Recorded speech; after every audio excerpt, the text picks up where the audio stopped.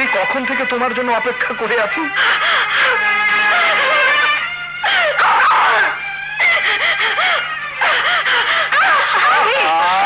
ফেললে কেন? আমার ছেলেটার জন্য কত শখ করে নিয়ে এলাম।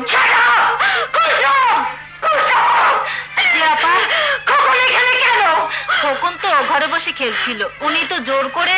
তুই কি করছিলি? খোকন এদিকে আয়। তোরা হা করে দাঁড়িয়ে আছিস কেন? বেরিয়ে যা এখান থেকে।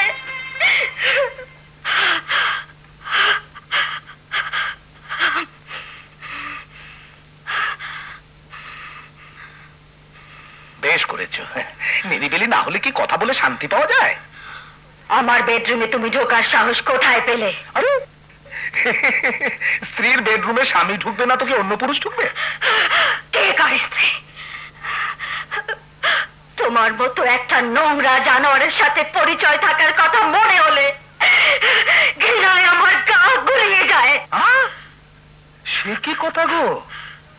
আমি তো এদিকে ভেবেছি তুমি এখনো আমার স্ত্রী আছো, তাই আমার ছেলেকে তোমার কাছে রেখে নিশ্চিন্ত ছিলাম। ঠিক আছে, ডিভোর্স দিয়ে দাও, মানে তালাক দিয়ে দাও, আমি আমার ছেলেকে নিয়ে চলে যাই। আর একবার ছেলের কথা মুখে আনলে রাস্তার ধারে বেওয়ারিশ কুত্তার লাশ যেভাবে পড়ে থাকে। ছি ছি ছি ছি ছি, ওসব খুন খারাপি, দারোগা পুলিশ, কোর্ট কাচারি, জেল ফাঁসি, ওর মধ্যে যাওয়ার কি দরকার? আমার মুখটা বন্ধ করে দাও, কোনো কথাই আর মুখে আনবো না। কত টাকা চাও তুমি? আপাতত 1015।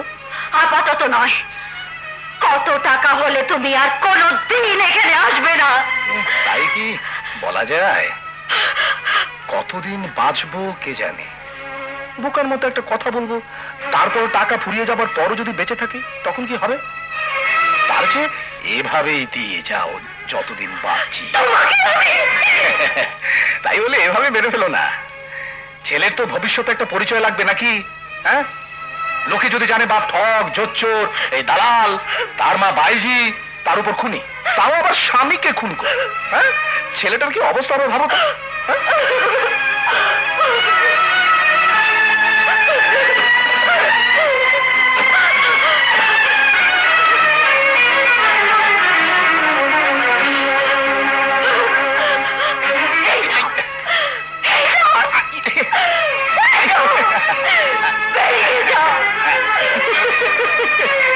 ঠিক আছে ঠিক আছে, আমি কুড়িয়ে নিয়ে যাচ্ছি। এই 1000 হোক টাকা, এই ছুঁড়ে ফেলে দিলেও দাম কমে না, মাটিতে পড়লেও দাম কমে না। ইয়ে রোহি, শোনো, এই আজকে রাতটা আমি তোমার সঙ্গে কাটাবো। ঠিক আছে ঠিক আছে ঠিক আছে, যাচ্ছি। স্বামীর সঙ্গে কি ব্যবহার? আসি।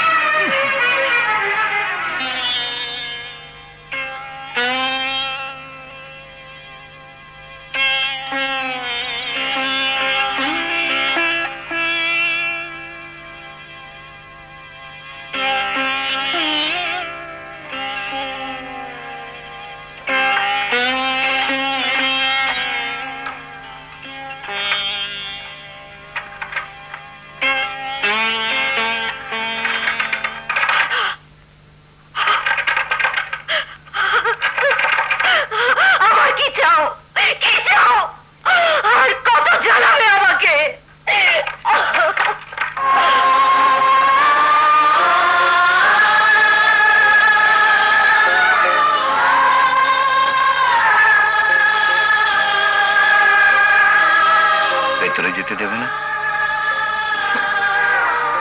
এটা বাইরে বাড়ি, এখানে বসতে ঘৃণা হবে না তো? আমি তো নিজের থেকে এসেছি রুহি। নীলাবাইয়ের নাচ ঘরে সমাজে দামি দামি লোকেরা আসে না। আমি তো রুহির কাছে এসেছি। সেতার, তানপুরা, তবলা আর ঘুঙুরের শব্দে নিচে রুহি হারিয়ে গেছে। এখানে আছে শুধু নীলাবাই, নীলাবাইয়ের রূপ, নাচ, আনন্দ, উল্লাস। উল্লাস আছে রুহি, কিন্তু আনন্দ নেই। আনন্দ যদি থাকতো তাহলে চট্টগ্রামের ফয়েজ লেকে অন্ধকারে মুখ ডেকে তোমাকে কাঁদতে দেখতাম না। আনন্দ যদি থাকতো তাহলে বোরখা পরে কোর্টে রাশেদকে দেখতে যেতে না। আনন্দ যদি থাকতো তাহলে আমার বাড়ি থেকে তুমি কেঁদে ফিরে আসতে না। এসব কি করে হলো রুহি, কেন হলো?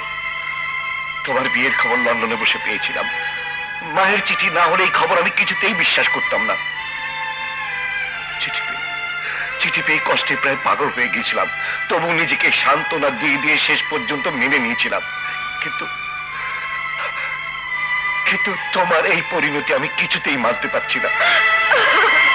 কি হলে মেনে নিতে? কি হলে? লম্পট জুয়ারি স্বামীর জুয়ার ঋণ শোধ করার জন্য বাধ্য হয়ে তার সঙ্গী সাথীদের কাছে দেহ বিক্রি করলে। রুহি,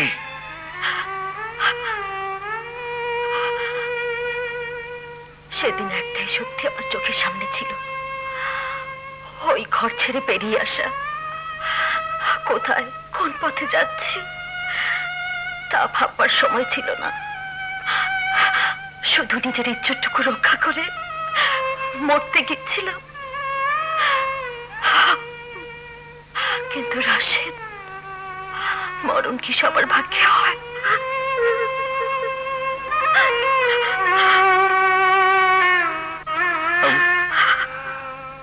আমি কিছুতেই বিশ্বাস করতে পারছি না রুহি, কোন স্বামী তার স্ত্রীকে, সে যত বড়ই পশু হোক, কিন্তু নিজের স্ত্রীকে। থাক এসব কথা।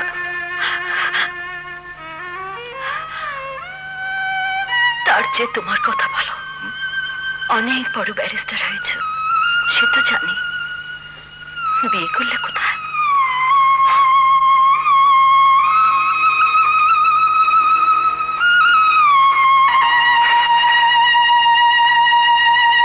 একে চেনো?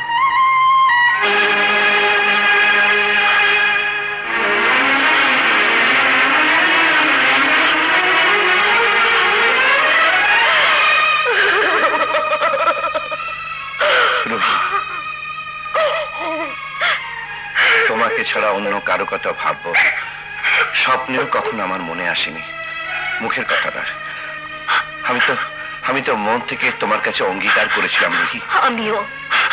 আমিও তাই চেয়েছিলাম রাশেদ, কিন্তু আমি পারিনি। কেন পারিনি শুনবে? একটা রাত আমাকে ভিক্ষা দাও, সব তোমাকে বলে আমি একটু হালকা হই। বাবার আশ্রয়হীন হবার ভয়, বাধ্য হয়ে বিয়ে, বাবার মৃত্যু, স্বামী নামক পশু নির্যাতন, ইজ্জত বাঁচাবার জন্য পালিয়ে আসা, বাউজি হওয়া, সন্তানের মা হওয়া। সন্তান, আমার সন্তান রাশেদ, আমার সন্তান।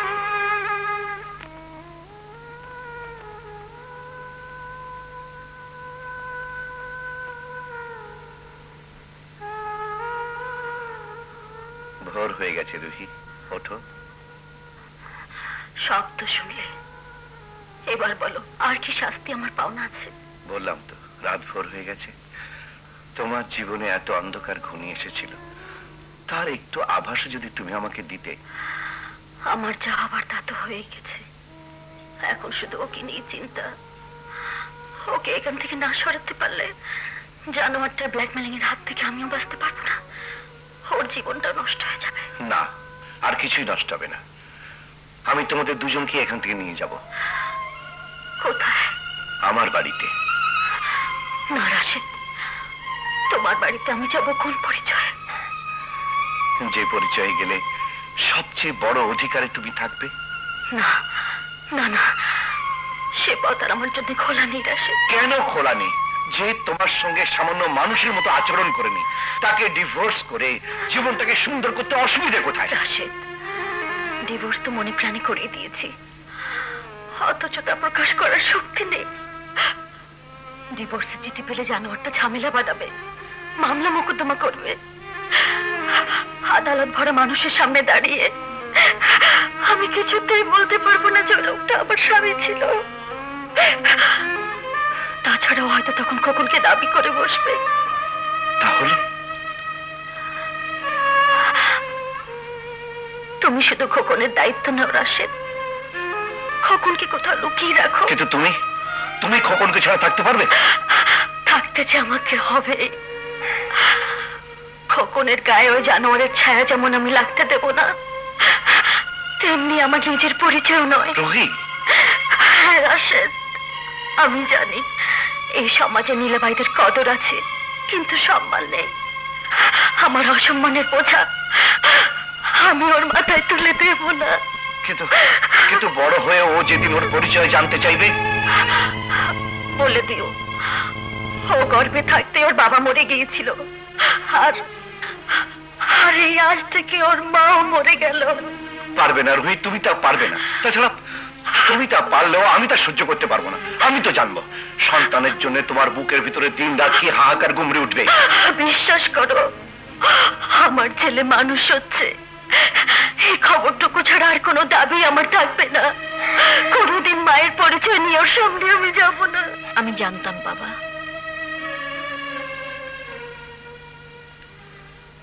ওর মুখে যতবার আপনার কথা শুনেছি ততবারই মনে হয়েছে ও নিরাশ্রয় নয়, ওর একটা বড় আশ্রয় আছে। খোকনকে আমি কোনো বোর্ডিং স্কুলে রেখে লেখাপড়ার ব্যবস্থা করব, আর আপনাদেরও এখান থেকে অন্য কোথাও সরিয়ে নিয়ে যাব। আমার তো জীবন শেষ।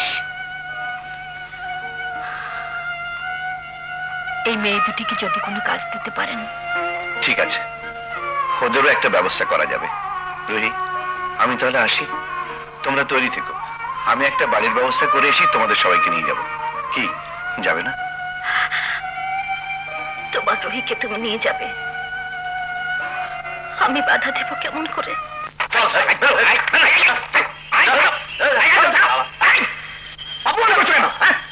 বোর্ডে বাকি মালের পয়সা নেই, তবু খাবে খেলবে।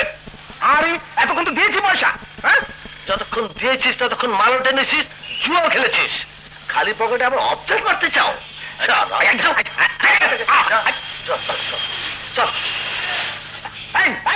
দিয়ে যাও। শালারা এতগুলো টাকা নিল, তারপরেও শালাদের মনে মায়া দেওয়া নেই। হ্যাঁ, পকেট খালি হয়ে গেলে মানুষেরও শালা কুত্তার চেয়ে দাম কমে যায়। হ্যাঁ, পকেট ভরে আমি আবার আসবো। হ্যাঁ বেবি,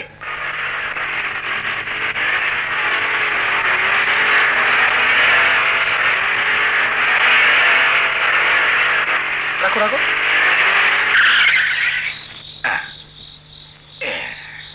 কই ভাই ভাড়াটা? একটু দাঁড়াও বাবা, বাড়ির ভেতর থেকে মাল এনে তোমাকে দিতে হবে।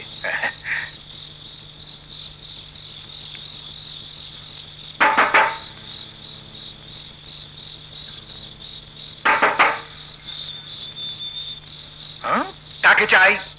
তুমি আবার কে বাবা? তোমাকে তো আগে দেখিনি। আমি দারোয়ান। তোমাকে আবার কে রাখলো? খোলো খোলো, ভেতরে যেতে দাও। হুকুম ছাড়া ভেতরে যাওয়া যাবে না। আপনি কে বলুন? আরে বাবা, আমি এ বাড়ির বেগম সাহেবের স্বামী। কি ইয়ার কি করেন নাকি? এ বাড়ির বেগম সাহেবের স্বামী আপনি? সাহেব শুনলে গুলি করে নাড়ি ভুড়ি বের করে দেবে। সাহেব ঠিকানা গোলমাল করিনি তো? না, ঠিকই তো আছে। এই বাড়ি, এই গেট। ও বুঝেছি, আপনি আগের মালিকের কথা বলছেন। মানে? মানে 15 দিন হলো আমার সাহেব বাড়িটা কিনেছেন, আগের মালিক সব বিক্রি করে দিয়ে চলে গেছেন। হ্যাঁ, বলো কি?